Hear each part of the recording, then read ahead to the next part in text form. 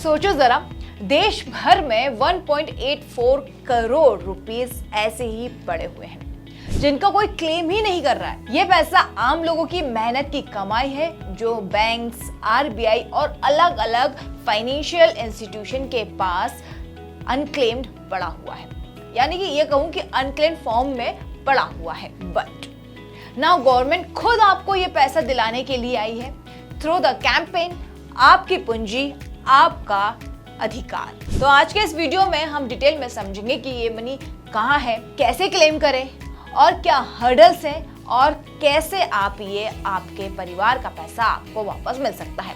तो चलिए शुरू करते हैं। वीडियो को बिल्कुल भी स्किप मत करना, एंड तक देखना। Hello everyone, welcome to boss वाला Hindi and I am your business idea presenter Kiran. और आज के इस वीडियो में मैं आपको बताऊंगी कि अपना ही पैसा आपको कैसे निकालना है।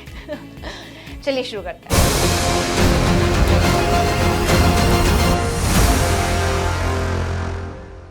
तो सबसे पहले थोड़ा सा कॉन्टेक्स्ट समझते हैं। Why do assets become unclaimed? ये जानना बहुत जरूरी है।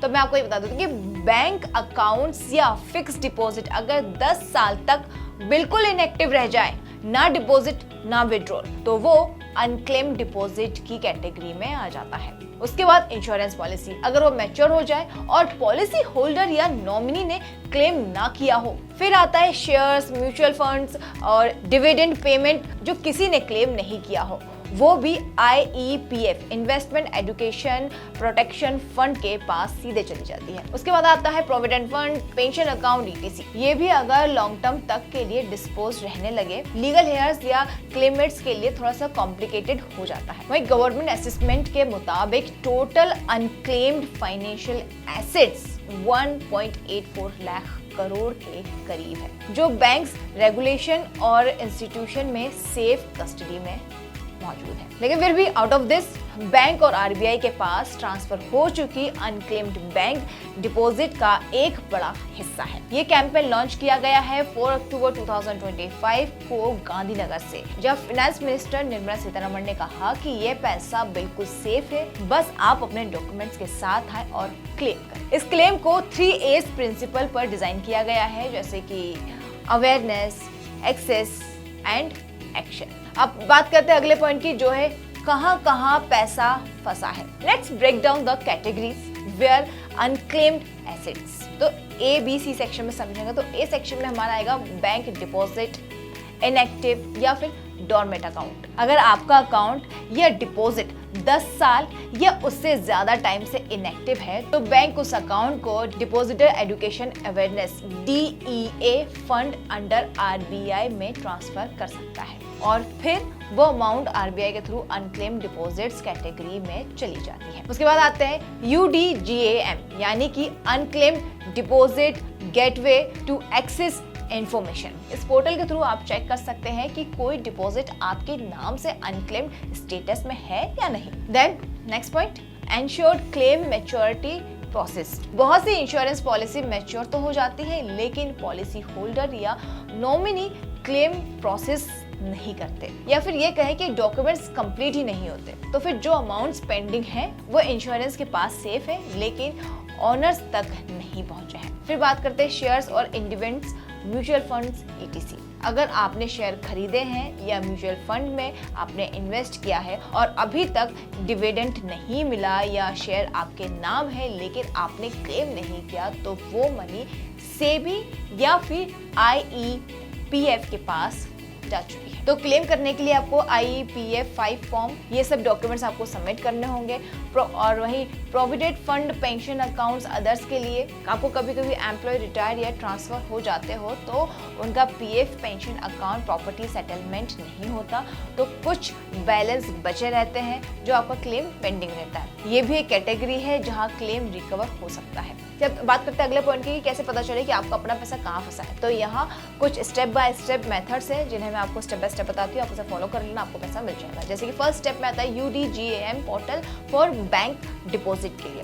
अब समझना ये होगा कि UDGAM यानी कि unclaimed deposit gateway to access information, ये क्या चीज है। तो मैं आपको सबसे पहले बता दूं कि ये पोर्टल RBI ने बनाया है, जहां आप मल्टीपल बैंक्स के अनक्लेम्ड डिपॉजिट एक जगह सर्च कर सकते हैं। इस पोर्टल के लिए पहले आपको रजिस्ट्रेशन करना होगा, उसमें मोबाइल में आपको OTP या फिर पासवर्ड आएगा। फिर लॉगिन करने के बाद name of account holder, bank selection और वन मोर मल्टीपल और कम से कम PAN card, voter ID card, driving licence, passport, date of birth से कोई भी एक चीज़ आपको इनपुट में फिल करनी होगी। उसके बाद सर्च करें, फिर आपको बैंक का नाम, ब्रांच, अमाउंट, ETC सब शो करेगा। लेकिन एक बात ज़रूर ध्यान रखना, नोट करने वाली है कि UDGM सिर्फ सर्च आइडेंटिफिकेशन के लिए है। क्लेम अप्रूवल और एक्चुअल अमाउंट वापस लेने का प्रोसेस अलग से बैंक या फिर अथॉरिटी के थ्रू ही होगा, इसमें उसका कोई रोल नहीं है। ठीक है, अब बात करते हैं दूसरे अगले पॉइंट की कि इंश्योरेंस IRDAI बिना भरोसा पोर्टल। ये इंश्योरेंस ओन पोर्टल है। चेक करें कि मैच्योर्ड पॉलिसीज में किसी अमाउंट पेंडिंग है या नहीं। उसके बाद बात करते हैं शेयर डिविडेंड IEPF वेबसाइट या सेबी इन्वेस्टर पोर्टल से चेक करें कि कोई शेयर्स अनक्लेम्ड डिविडेंड अमाउंट है या नहीं। यहाँ इस तरह से भी आप चेक कर सकते हैं। फिर बात करते हैं PF pension EPFO pension authority portal में लॉगिन करके अपने पास्ट अकाउंट देखें जो अमाउंट सेटल होने बाकी है। थर्ड स्टेप में बात करते हैं बैंक इंस्टीट्यूशन से डायरेक्ट कॉन्टैक्ट। अगर UDGM सर्च रिजल्ट या रेगुलेटर पोर्टल से पता चले कि आपका अकाउंट कहाँ फंसा हुआ है या आपका अमाउंट कहाँ फंसा हुआ है, तो उस बैंक से इंश्योर करें कंपनी की ब्रांच या नोडल ऑफिस या फिर उसके आसपास के ऑफिस में जाएं और वहाँ पर क्लेम रिक्वेस्ट आप कर सकते हैं। फिर बात आती है नेसेसरी डॉक्यूमेंट्स के साथ साथ एप्लीकेशन सबमिट करना, वो भी बहुत ज़्यादा ज़रूरी है। और हाँ, trekking follow up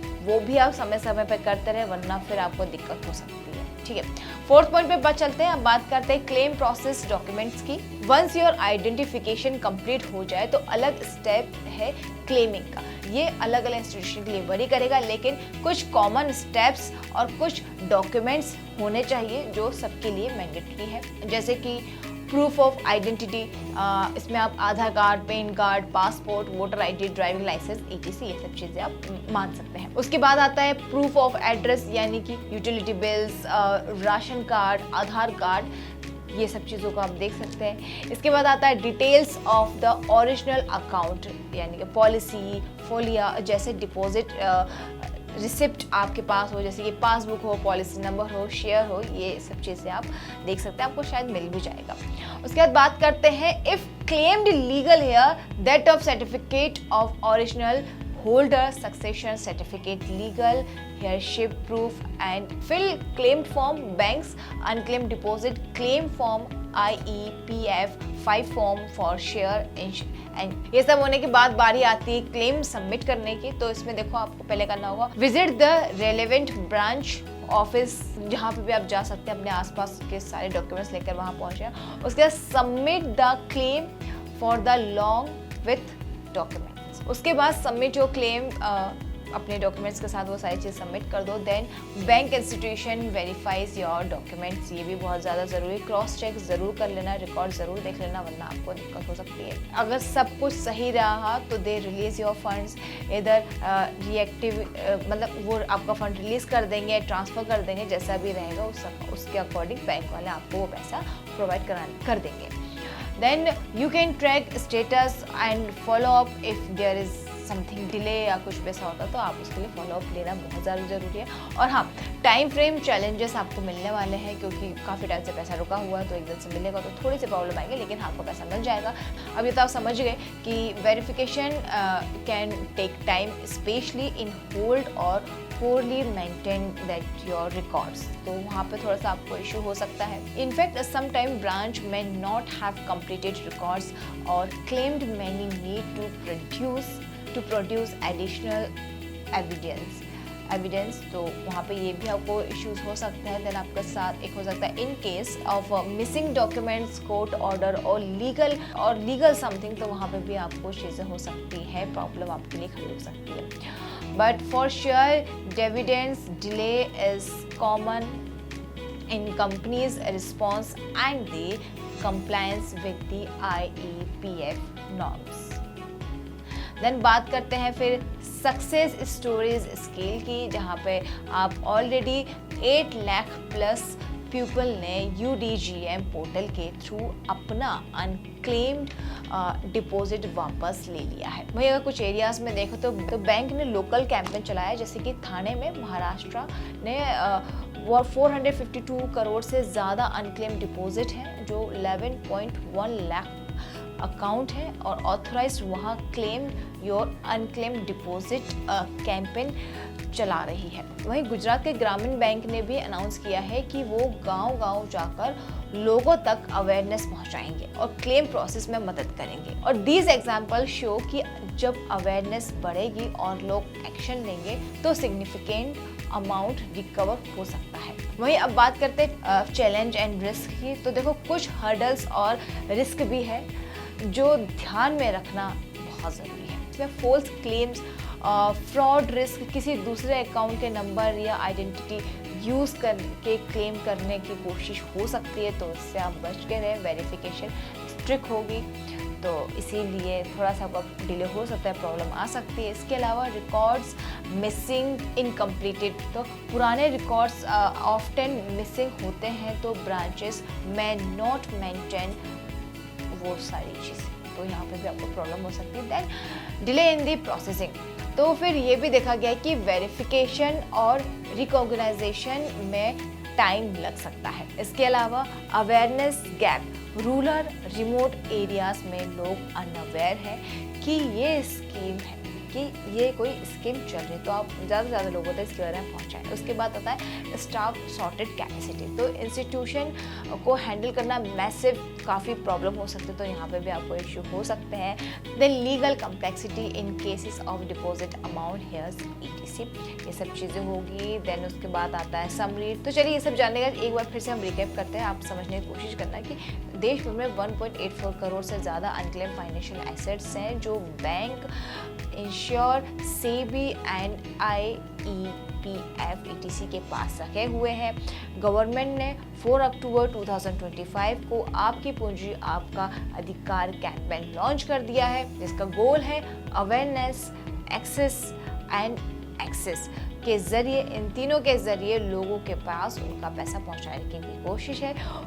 UDGM portal use करके आप चेक कर सकते हैं कि आपके नाम से कोई अनक्लेम डिपॉजिट है भी या नहीं। इसके अलावा बाकी एसेट्स इंश्योर, जैसे कि शेयर, PF, रेगुलेटरी इंस्टीट्यूशन के रिस्पेक्टिव पोर्टल्स या क्लेम रूट से चेक भी आप कर सकते हैं। क्लेम प्रोसेस के लिए डॉक्यूमेंट तैयार रखें, ब्रांच नोडल ऑफिस से कॉन्ट्रैक्ट करें, फॉलो अप करें, बहुत ज़रूरी है। साथ ही साथ अवेयरनेस स्प्रेड करें, अवेयरनेस लोगों तक फैलाएं, हर एक को बताएं कि उनका पैसा हो सकता क्लेम के लिए पेंडिंग पड़ा है। फ्रेंड्स हो, फैमिली हो, गांव के लोग हो, कोई भी हो, हर किसी को बताओ। अब कॉल टू एक्शन ये वाली चीज़ आ गई है। अगर आपने अभी किसी बैंक में अकाउंट खोला हो या फिक्स डिपॉजिट बनाया हो, तो इंश्योर पॉलिसी के लिए हो या शेयर म्यूचुअल फंड्स में इन्वेस्ट किया हो, एक बार ये सब चीज़ें ज़रूर चेक कर लेना चाहिए, जो आपके खुद के लिए बहुत अच्छा है। उसमें कोई अनक्लेम एसेट्स है तो नहीं, क्या पता अगर पैसा मिल जाए तो क्या दिक्कत है। उसके बाद आता है UDGM पोर्टल पर लॉगिन करें, रेगुलेटर पोर्टल चेक करें, और अगर कुछ मिला है तो क्लेम प्रोसेस स्टार्ट जरूर कर दें। फिलहाल ये वीडियो अगर वैलिड लगे तो लोगों तक इन्फॉर्मेशन ज़्यादा से ज़्यादा पहुंचाना, ताकि लोग उससे अवेयर हों और जो भी उनका अनक्लेम्ड मनी हो वो उनको वापस मिल जाए। और फिलहाल इस वीडियो में इतना ही, हम फिर मिलेंगे जल्द किसी नए टॉपिक के साथ, तब तक के लिए बाय बाय। बॉस वाला, बी द बॉस।